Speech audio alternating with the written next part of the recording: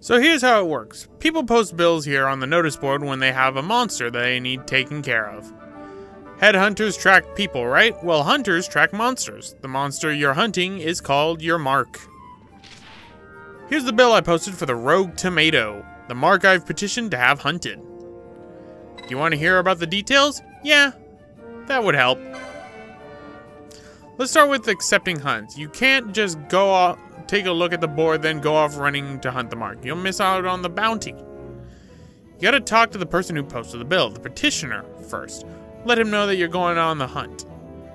So take this rogue tomato bill, for example. I posted it, so I'm the petitioner. You have to come talk to me. So let's call that step done, okay?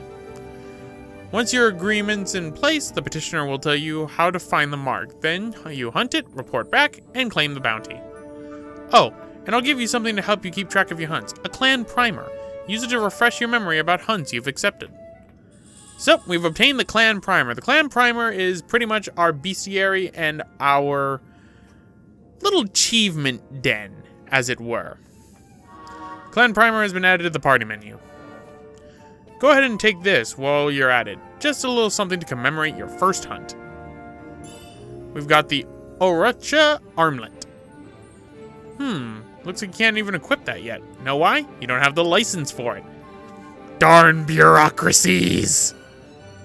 Think of licenses as mileposts, marking your progress as your combat skill improves.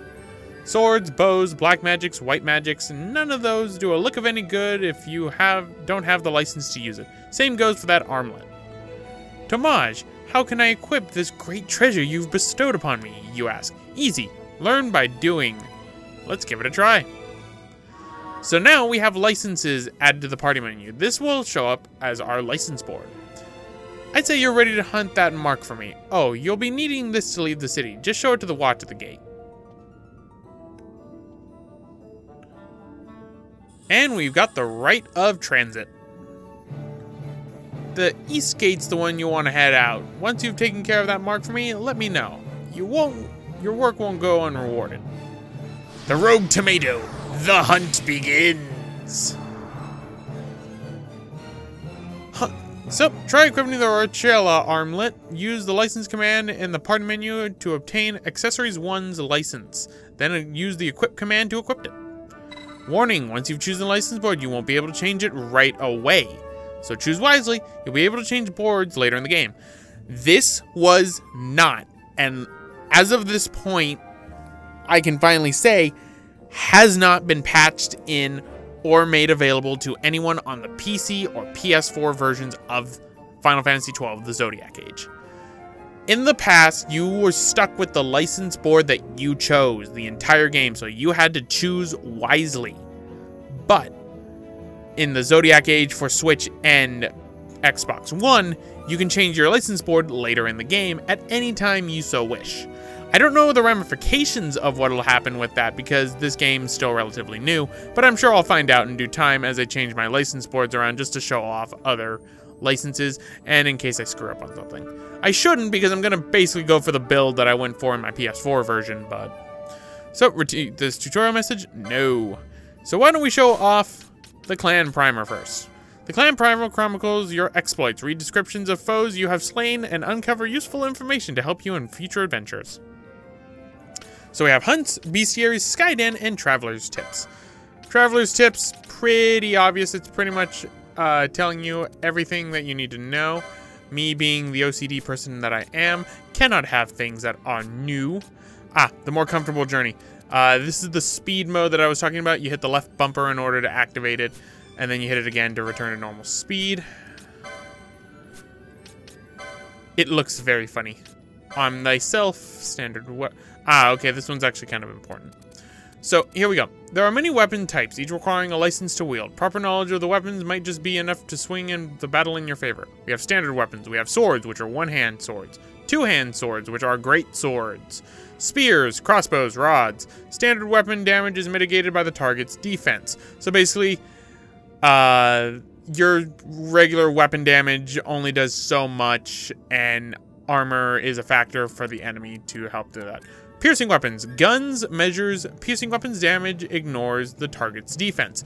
Basically, guns, pretty obvious. They shoot, they kill, and you can get different types of bullets later in the game. Fast weapons. Daggers, ninja swords, and bows. I would not think of a bow as a fast weapon. Fast weapons damage increases with the character's speed, so the more speed you have, the faster that weapon will be. Ninja swords also have a chance, as well as daggers, to do multiple hits at the same time without having to wait for the action bar to fill up all the way. So this is actually very interesting because you can chain attacks together. So sometimes with, say, ninja swords, you can do up to 5 hits at once with one charge up. It's not always guaranteed, but it's rather interesting. There's certain weapons that will increase that chance. Magic weapons, katanas, staves, and maces. Magic weapon damages increases with the character's magic power. Striking weapons, axes, hammers, hand bombs. Striking weapons damage is erratic, with some strikes doing little and some doing great amount of damage. Good weapons for those who feel lucky. I am not lucky. And then magic resist weapons, poles. Magic resist weapons damage is mitigated by the target's magic resist. This is something that's kind of hard to use. Poles can be very powerful on their own, but they're not really something that's good. Alright, so through magic and techniques are available for purchase at for purchase at shops. Merely purchasing one of these does not necessarily mean you can use it. You also need to purchase the corresponding license for the ability purchased. Unlike weapons and armor, purchasing one magic or technique allows all characters in that party to use the corresponding ability, provided they have the appropriate license. You can check with magic and techniques you have using the inventory command in the party menu. Have loot will sell. Few feral creatures carry gil, the currency of Ivalice. To accumulate gil, be sure to sell loot and dropped by the foes you defeat at your local shop. As I mentioned before, the only ones that really have gil are humanoid characters or the other races characters in this game, which are Sikhs, Bonga, Vieira, but we will never fight a Vieira. Sikhs, Bonga, the Garif. Sikhs, Bonga, Garif. I believe Humes, which are humans. Believe that's all the races that we will actually fight in this game, so keep that in mind. Chaining for fun and profit. By defeating several of the same type of foe in succession, you can create a battle chain. That's right, if you don't do it in a certain time, the battle chain will actually disappear. When your battle chain is formed, the number of links in the chain is displayed on screen. The longer the chain, the greater the chance that the loot will drop. Battle chains of a certain level will not only increase the chance of loot dropping, but also the chance of rare and multiple item drops. One thing it also does not mention, sometimes it will cast beneficial spells on you. Take, for example, you pick up a level 3 chain, which will affect the entire party. Everyone suddenly has Protect equipped on them, even if they don't know the Protect spell. Same goes for Shell, and those are usually the only 2 buffs that you would end up getting. Sometimes you'd also gain health from it or magic. That would be indicated by a green thing on the screen. So here we have Hunts. The Road and Rotten in the Desert by Tomaj in Rabanasta. Saw the bill posted for hunting the Rogue Tomato, rank 1 at the Sandsea Tavern. Tomaj explained the details. Hunt accepted. The Rogue Tomato is found in the Dalmasca Ester Sand. We have the Bestiary. We have the Dire Rat from Garum Scythe Waterway. Being of manner of vile and verminous beastie, much favoring the fetid stench of the sewers and making their nests therein. Past attempts at eradication to contain the plagues these pests are known to carry have greatly reduced their numbers, yet a preternatural rate of reproduction has kept the strain from extinction. Also, they remain an ever-popular subject for natural philosophers keen to fathom the secrets of their indomitable constitution. Basically, they dissect rats to find out what makes them tick.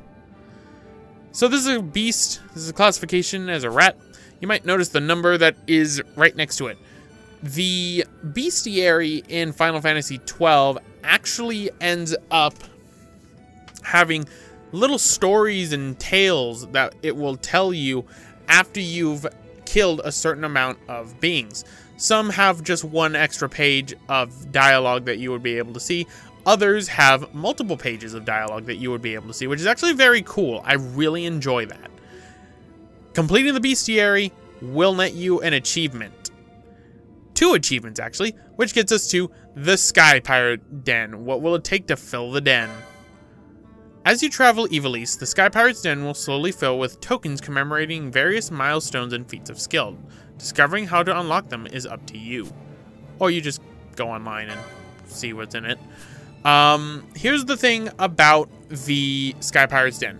In Zodiac Age, it was taken out of the game entirely at launch. It was re-added in after fan demand later on in a patch, which is why I don't understand why they haven't patched together, you know, the fact that you can change your license boards.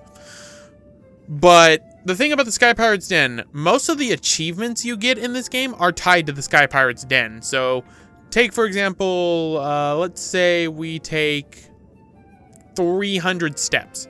We'll get a little chocobo 2D icon inside the Sky Pirate's Den for getting, I said 200, I believe it's 300 steps. We'll also get an achievement for that, so we'll know when we did that. I'm not going to be showing off all the achievements on screen because a lot of them I'm going to have to do off screen, and I don't want to just have to record like millions of hours just for one achievement. So that's pretty much what we need to do right now. We need to go and hunt the rogue tomato. But I want to see if I can actually go over this way. I don't think I can because it's going to want me to go straight to the Ester Sand, and I think those Imperial guards are still over here. Nope, they aren't. You might notice that the green dots on... Oh my god, me and my slow walk. The green dots on the map show off the people you can talk to. Right, so let us climb up over this way. And we're not going to probably be hunting the rogue tomato in this part because I want to do something else. I want to go over this way. Let's see if you'll let me in. The conspicuous bonga. Ah, you've got a primer, so you have. Well, what are you standing out here for? In with ya. Can't recall your face. Are you new? Might want to pay a special heed to what the folks inside have to say. Well, are you going in or not? Okay, let me in.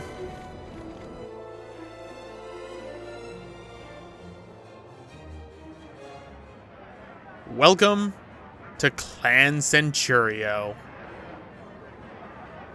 He's a Moogle! Kupo! He's in a little suit. He's adorable. I'ma touch the pom-pom. Meet Montblanc. Kupo, yours is a new face. Are you a hunter? Welcome to our clan hall. I'm Montblanc, founder of Clan Centurio. It's a pleasure to make your acquaintance, Kupo. Our clan has a very strict entrance examination. You should begin yours at once, and you pass. Moogles are quick to make up their minds, Kupo. You are now a member of Clan Centurio. Here in the clan halls, you will hear about especially dangerous marks you won't find posted on the board, on any board, the moment they rear their ugly heads. Well, I'll get on with filing the necessary clan membership certificates. I'll be finished in no time flat, Kupo. Kupo, I nearly forgot. Now that you're a member, you can make purchases from our clan shop in the Mutharu Bazaar. Be sure to stop by, Kupo. Oh, one more thing. The magics and techniques you learn on the license board come in real handy on a hunt, Kupo. If, say, you're thinking of making some adjustments to someone's board, well, Kupo, I'm the Moogle you need to come and see. Happy hunting! So yes, you would actually go to Montblanc here, and you would have him change your license boards at any time. I was wondering who they were going to make to do it. It makes sense to have Montblanc do it, but seeing as how we have licenses to go over, why don't we go over those now? In order to use weapons, armor, and magics, you must first obtain the proper license. Bureaucracy! Learn the licenses that support your playstyle to create your own unique party. So, you might notice that we have the license board selection screen with the X button. You must choose a license board in order to obtain each licenses. And I was looking at each and I'm bad at reading. There are 12 boards, each allowing you to develop a character with unique abilities. Once you can enter the clan hall, you can change the boards there. Put this in the PS4 and the darn PC version, Square-Enix. Don't screw people over who ended up purchasing this game, because not everyone's like me who will buy the same game over again. So here we have the different license board. We have the White Mage, the Shikari, the Bushi, the Black Mage, the Archer, the Foe Breaker, Time Battle Mage, Monk, Knight, Red Battle Mage, Machinus, Uhlan, and back to White Mage. There are 12 ones in this game, each one for each of the Zodiac. So you can preview them with different ones. White Mage, pretty self-standard. White Mages can use White Magic, Cure, Protect, etc. They also use stabs. I have somebody who is in particular going to be my White Mage for this game, so I'm going to keep it at that. For Vaughn, Vaughn uses poles, it's a monk, it's a knight, maces, guns, spears, white.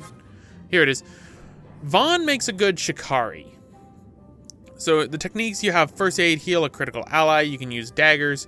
So why don't we preview this license board? Here you might see we already have some licenses. You will always have some licenses that are automatically equipped, but you'll also notice that there's these lands out here. You can't seem to get to them. Well, in Final Fantasy XII International, I'm gonna zoom out a bit, certain summons get added to your board that would allow you to bridge the gap. So take, for example, I get a summon right here. I get that summon for that character, and now that character has access to being able to learn Protectga and Shelga. Or I go over here, I can get the Iga Blade. Stuff like that is rather interesting. It always changes up depending on how it goes, and I don't know actually how this is going to work for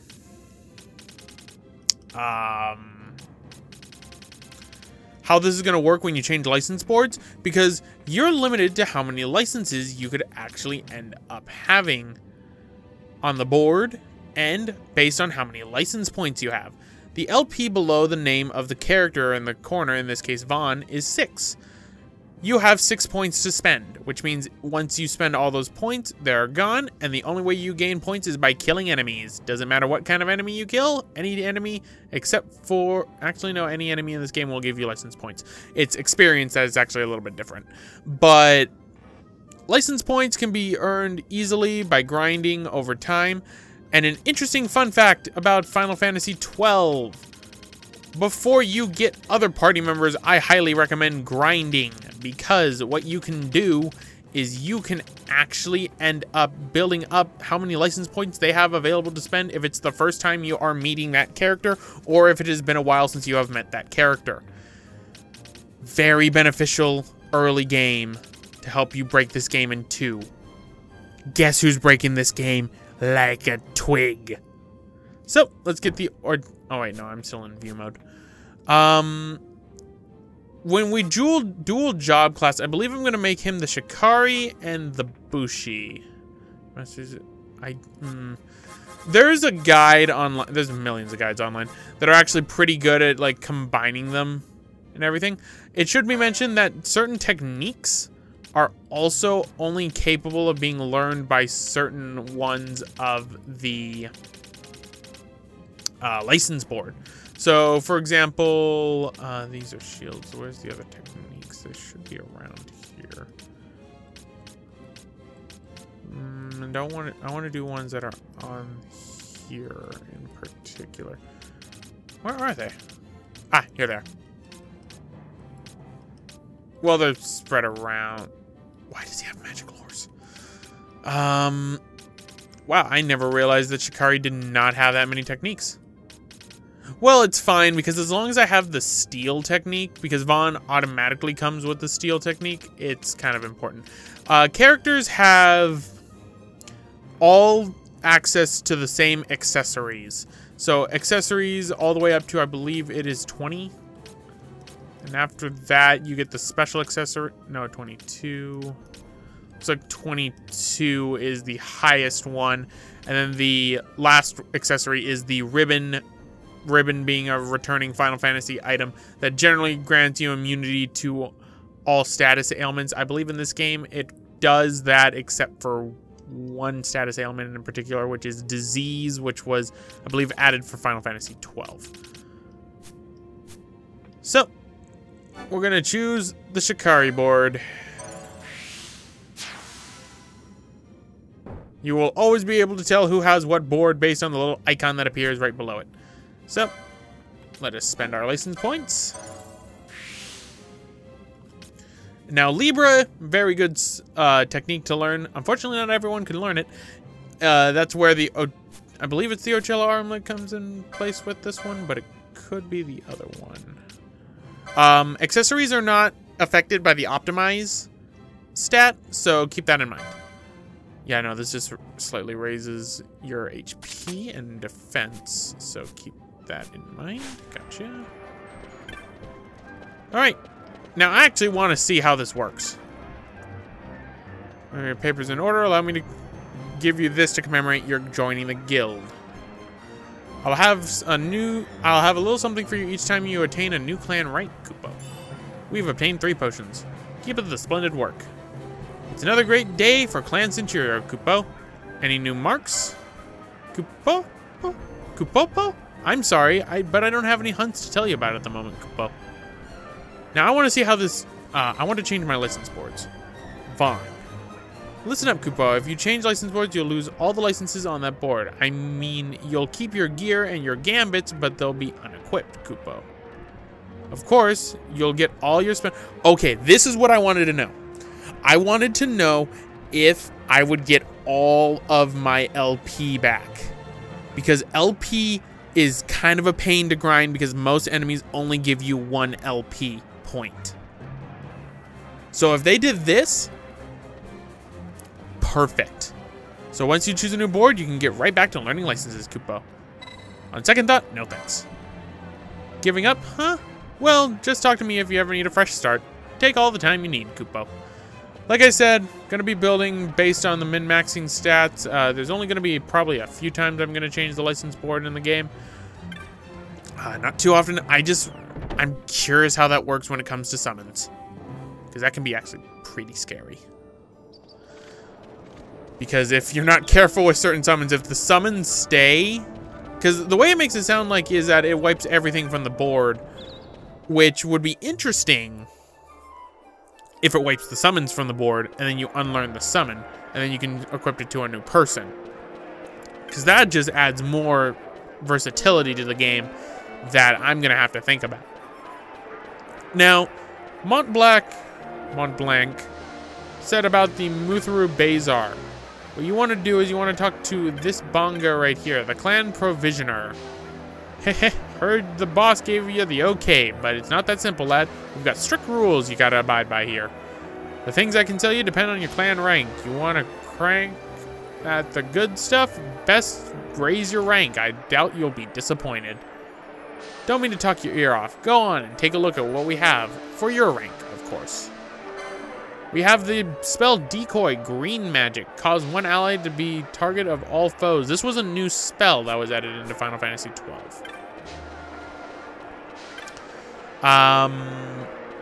Now, interestingly enough, I know I'm going through a lot of plot dump stuff. I'm probably going to put a warning inside one of the videos saying, hey, the action starts here.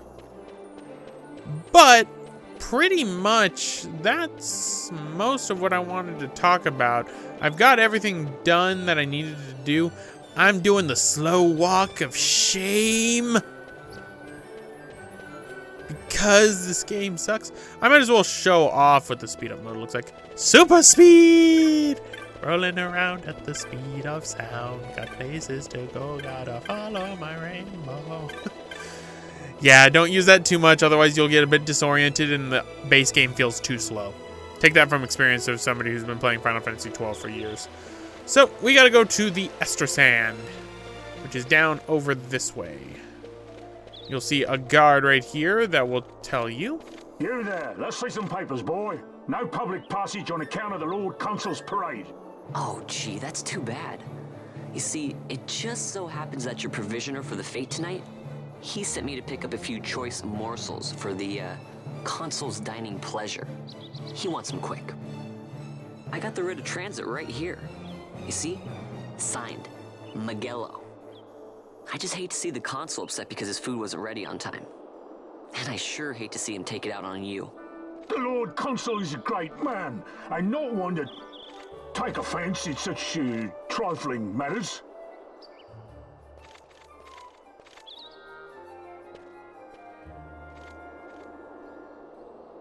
Move along, boy. Wouldn't do to keep the Consul waiting. Right, gates are closed after this.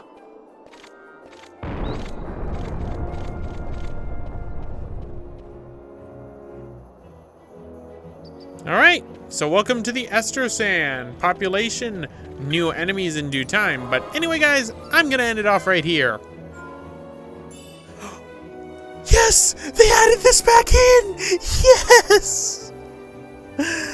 PS4 version of the game and PC version of the game got rid of the save selection file system, and it's just a black menu. I loved having the little book right in the corner. It's a small touch, but I loved it so much. So, create a new save data for Final Fantasy XII The Zodiac Age. Yep. You should have about 99 files in the base game, because it's based on a PS2 memory card. But because this is based off of a hard disk drive, we've got 199. So, there we go. Before I end it off, though, there is one thing I forgot to mention in the clan primer. You might have heard them talking about ranks. You can see our clan rank right now is a Moppet. You gain ranks by defeating a certain number of marks and defeating enemies and getting points by defeating enemies. That is what the CP on the bio screen is for enemies in general. Every enemy has a different amount of clan points that they will award you. That's what CP is all about. You reach a certain amount of points and a certain amount of hunts, you'll gain up a rank. Each rank you gain up, Mont Black will give you new items. So keep that in mind. But now I'm going to end it off right here. So this has been Neronium. Next time we're going to go into the Estrosan and do some stuff. Not at my grinding spot yet, so we're going to have to keep that in mind. So see you all next time. I'm changing my controllers.